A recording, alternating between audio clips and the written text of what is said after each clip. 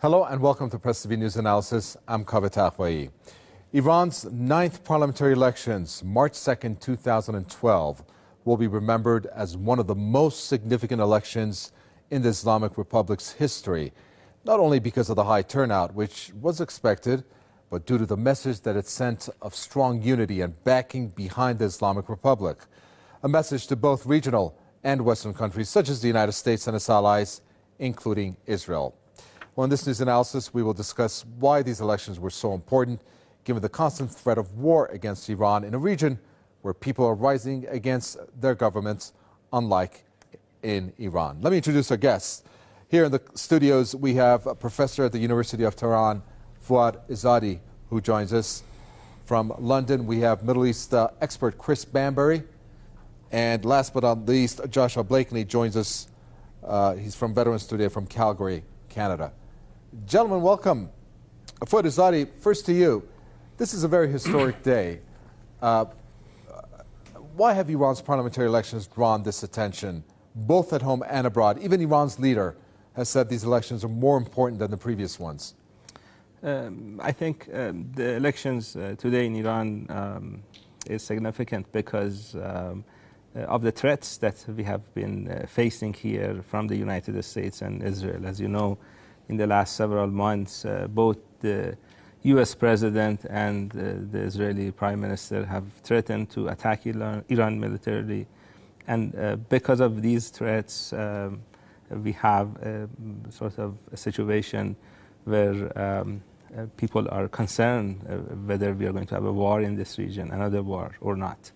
And since the U.S. President and the American officials and some of the European countries claim to want to have democracy in Iran and sometimes attack Iranian government for lack of democracy, when you have elections, when you have people coming to polls and voting, will get a lot of attention. Why? Because it's in these days like today, that we find out whether democracy exists in Iran and whether people of Iran support the government by participating in elections or not. And based on the polls that we have and based on the ballots that have been used so far in today's elections, we see about 65% participation of eligible voters, which is quite high. In the United States, in the last congressional elections that they had in 2010, 37% of eligible voters participated. So here in Iran, we have almost 2 times as much, a little less than 2 times as much as the United States voting behavior. And that is significant. It's significant because it tells the American side and others that have been threatening Iran that the population here is more or less behind the government. And if you are planning to attack Iran, you're going to face a population that's going to stand up to you, and you better think twice before doing that. Chris Bambery, of course, Fuad Izadi makes a very important point in terms of what these elections have meant so far. And we were just looking at live images there that were coming through still with the voting going on, of which it has been extended 5 times over. But truly, tell us what you think about the media saying that, well, you know what, we need to see if these elections work because it will show whether people are behind the Islamic Republic, whether people are behind Iran's leader, Ayatollah Sayyid Ali Khamenei, and that he has strong backing and popular support. I mean, you know what, that's just old news. Iranians are over that. They don't need to show whether they back the government, back Iran's leader, because the West makes it look like, you know what, from one day to the next, that could be over, and these elections are just a sign. Do you think that that's the way they're spinning this, by making statements like this? I think you're right, and I think the reports of the high turnout that you're carrying will be a slap in the face for people in the West, and I hope that Obama, Cameron, Sarkozy will take this and look at it. But I think, really, as was the case with Iraq, as was the case with Afghanistan, people in the rulers in the West ignore the history of any country which they set their sights on. And I think what they fail to understand is that when they come out with these attacks on Iran, they come out with the sanctions, they come out with the lies about which they are telling about the supposed weaponry that Iran has, that for many people in Iran, for the vast bulk of people in Iran, there is a sense of nationalism. There's a memory of what Britain and America has done in Iran, the Mossadegh coup, the installing of the Shah. And whatever people who are critics of the Islamic Republic are, many of those are going to rally behind that. And the regime obviously has popular support. There is no question about that. And I think it's, you know, to hear people lecture Iran about democracy, I think you have a right, and you have you can criticise if you are opposed to any attack on Iran. And I am on record as having criticisms, but I'm criticising as someone who's clearly against any attack on Iran, someone who is against the Shah and against what went on. Britain and America have no right to make these criticisms because of what they did under the Shah, with their support for the Shah, the overthrow of the Mossadegh government. They have no right to make those criticisms for their support for Saddam Hussein in the war which was waged with their support against Iran. They have no right to make those criticisms when they are silent over what is happening in Bahrain, what is happening in Yemen, and in what is happening in Saudi Arabia. And I'm sure they will try and make some criticism of these elections. Perhaps the Iranian government should ask maybe if the British government would like help in investigating the links that someone like David Cameron has, we discovered today, with the Rupert Murdoch news empire, when he goes horse riding with one of the newspaper editors, Rupert Murdoch's newspaper editors, on a horse lent to that editor by Scotland Yard, the British police. You know, right. Maybe if the Iranians started making some allegations about it, David Cameron would get angry. I'm sure that's not going to stop him making some criticisms, but I think this is a slap in the face to America and Britain, and I think they should pull back from these sanctions and these threats against Iran. Well, you talked about two things that I'm going to elaborate on. Before that, I wish the picture would go on to the voting that is still going on, which we're seeing with the long queues there. Joshua Blakeney, of course, I'd like to get your impression of this. We had Chris Bambery talk about two things, the sanctions and the threats. Two things that really have been counterproductive. They haven't worked. They haven't been successful. But yet the U.S. continues with it. Are they speaking on a position of strength when they say that? When we look at a country like Iran in terms of how it's united and, of course, the influence that it has in the region, or does it need to do that in order to bring down the position of strength that Iran has based on the plans that they have for the region, for example? Well, I think what Iran is offering is the threat of a good example. You know, this was the same with Cuba, which is why the United States and other imperialist countries tried to sabotage the Cuban Revolution. Iran is actually having elections in the Middle East, of all places. Most of the Middle East is ruled by corrupt kings and puppet presidents, and yet the only exceptions where we see ballot boxes coming out is either in Gaza, where Hamas was elected legitimately in what Jimmy Carter called a free and fair election in 2006, and in Iran. And we had all this hype and spin about the previous election in 2009 being a stolen election, even though polls from ABC News before the previous Iranian elections showed that the overwhelming majority of Iranian people supported President Ahmadinejad. And no doubt these fraudulent claims by Western governments will continue. And of course, interestingly, right now in Canada, we're discovering that, in fact, the ruling governing party, the right-wing neocon conservative party, may have actually stolen the election here themselves with these mysterious robocalls where members of the electorate in Canada received phone calls telling them that their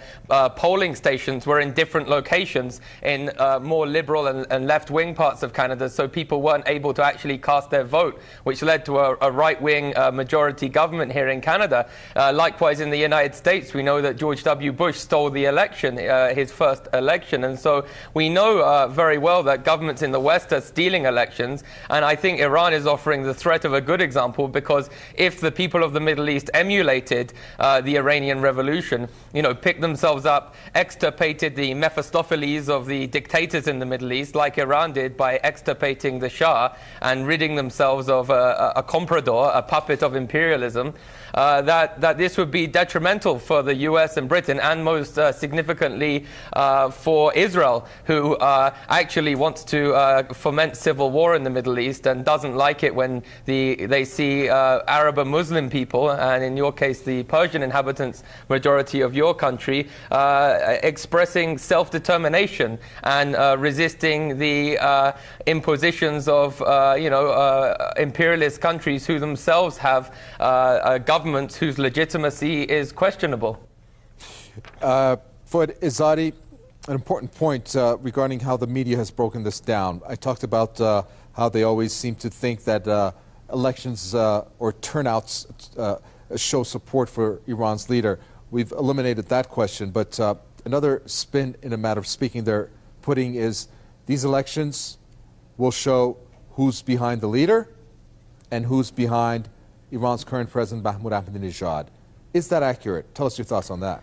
I was watching the BBC coverage of the elections before coming to your studios, and I was just totally amazed. For a little while, I thought they're talking about some other country.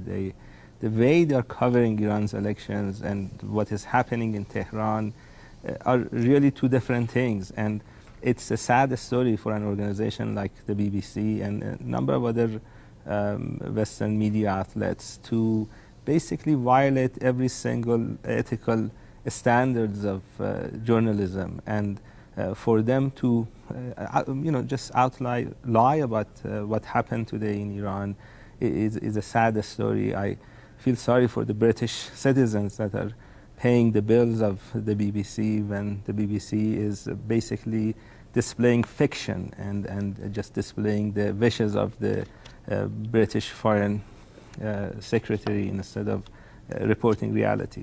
But we saw today, for example, in Iran, and the BBC is not reporting that, is that we have both factions of Iranian politics, both the reformists and the principalists participating. The reformists had actually 3 lists. They presented 3 lists in Tehran and in Iran, throughout Iran. We had the former President Khatami, who was one of the leaders of the opposition in the presidential elections 2 years ago, voting today in Tehran. We have had other opposition leaders voting in different parts of Iran. And BBC is not reporting any of that. What they are reporting is this fictional story about the supporters of Ahmadinejad and supporters of the leader. And I just, I'm a professor at University of Tehran. I follow Iranian politics, and I just don't understand what they are talking about. Whoever wrote that story just doesn't know the basics of Iranian politics. The president's supporters presented a list. There were over 20 different lists presented by different political parties, different factions. And this idea of fighting between this group or that group doesn't make any sense. We have all these different 20 lists competing with each other. But within the people, among the people who support the president are the most adherent supporters of the leader, and vice versa. So this idea of separation, or I think maybe they were talking about the Oscar-winning movie that Iran presented a couple of weeks ago to the Oscars. The separation, I think, comes from that story probably. But the reality of Iranian politics is totally different from what the Western media is covering. And that's sad, because I think they are, again, becoming tools of American and British empires. They are, again, becoming tools of war, and that's very sad. Right, and of course, I believe that they're also trying to pretty much create division and then tap into the people who perhaps, every country has it, some people who oppose perhaps either President Ahmadinejad or maybe some of the policies that have been carried out. Chris Bambery, let me get your reaction to what one voter said today. He said, "I am here to support my establishment against the enemy's plot." Your thoughts? And of course, doesn't that show that Iranians are well aware these threats of war by the U.S. and Israel and the devastation that the U.S. wars have had, such as the ones in Iraq and Afghanistan, and also in terms of sanctions, that it's them, the Iranian people, that the U.S. government is really pinching and squeezing, and therefore they're not going to stand for that? I think you make a very good point about the sanctions. The sanctions are always aimed at the people. It was the people of Iraq who suffered from the sanctions for those 10 years. It wasn't, unfortunately, the rulers of Iraq at the time, and they are going to be the people. And I think the sanctions are deliberately aimed to devastate the Iranian economy in order to bring Iran down. That's what the Americans hope. I think they're going to be scotched in this because of the support of Russia, China and India from that. But I think the point about Iran is that ignorance about Iran is absolute. If these people think in the West they can just simply launch an attack in Iran and things are going to crumble, they're living in cloud cuckoo land because of the historic record I spoke about earlier. And the ignorance goes so far. I mean, how can Iran produce an Oscar-winning film? There is no discussion about the vibrant cultural life of this country. Its film industry is really interesting. There is an ignorance about this, and there are lies spread all the time. In the United States at the moment, we have Republican contenders for the presidential nomination vying with each other to come out with lies about Iran. We have the Israelis spreading lies that Iran is capable of, has missiles capable of hitting the United States. This is the discussion which is going on about Iran in the West. And I think, well, that's why in Britain, I think it's one of the reasons why Press TV was taken off access to the Sky platform, because they don't want the truth about Iran coming out. They don't want a dialogue with people in Iran coming out. And I repeat the point. You can have criticisms of the Islamic Republic, but those criticisms, you have no right to criticize if you are plotting a war. And I firmly believe that is actually what Obama and Cameron are doing. They have plans for a war. Whether or not they can pull that off is a different matter. Certainly the Israelis have plans. They are not allowed, should not criticize, and they should not be allowed to speak so. And it is terrible to see on your film, as we are talking about what is happening in Iran today, demonstrations against Yemen and people dying once more and nothing being said in the West. Demonstrations in Saudi Arabia, which are not being reported in the West. What is happening in Bahrain? A silence about that in the West. Although British royal family can go there and be given jewels. British senior policemen who are disgraced and resigned because of their connections to the Murdoch Empire. One of them who gave evidence to the Levinson inquiry here this week, who is now was essentially forced out of his job in Scotland Yard and is now in Bahrain, teaching the Bahrain police counter-terrorism techniques to deal with these demonstrations. I don't hear much criticism of this in the Western and the British media. But this is what should be talked about. Right. And I think it's important that people in Iran know the majority of people in Britain, and I suspect the majority of people across the West, are against any talk of a war against Iran. Well, that was the case in Afghanistan, it's the case in Iraq. Let's look at that, Joshua Blakeney. It's the United States with the famous all options are on the table, and it's Israel. Well, I mean, what's the popularity of those two people on top? In the U.S., Barack Obama, average perhaps 45% in popularity. Benjamin Netanyahu, well, we saw what the strikes have done a few months back, how dissatisfied people are there. And these two are out making threats of all countries on Iran. What are your thoughts? Yeah, I mean, I think in Israel it's quite evident that there is some popularity for smashing any Arab or Muslim country. Israel's become a very mean society, perhaps comparable with the American South in the heights of the oppression of the blacks historically. But I mean, I think that the main point is that Iran is expressing decolonization. You know, after the Second World War, there was this kind of promise of the colonized world ridding itself of imperialism imperialism, ridding itself of these European empires, and invariably that decolonization process failed. They killed Patrice Lumumba, they defenestrated Kwame Nkrumah, and so what's happening in Iran is so significant. And you know, when we see the fact that Iran has quite a strong military, when we see the fact that Iran is trading with China and India and many countries, it's quite evident that this Western policy has actually failed. I mean, it's not. It's possible that Israel could, you know, do some kind of strategic strike, but Iran's in a position to retaliate, and so Iran has a strong military. Perhaps the comparison historically would be China, you know, rising and expressing its self-determination. China at one point was carved up like a shawarma into, pieces by the imperialist countries, by Germany and Britain and the United States and many countries, but now it's a global hegemon, and I think that Iran's future is a positive one. I think that Iran will continue to rise, continue to work at its democracy. Of course, a revolution and a democracy is always a work in progress. There's always imperfections.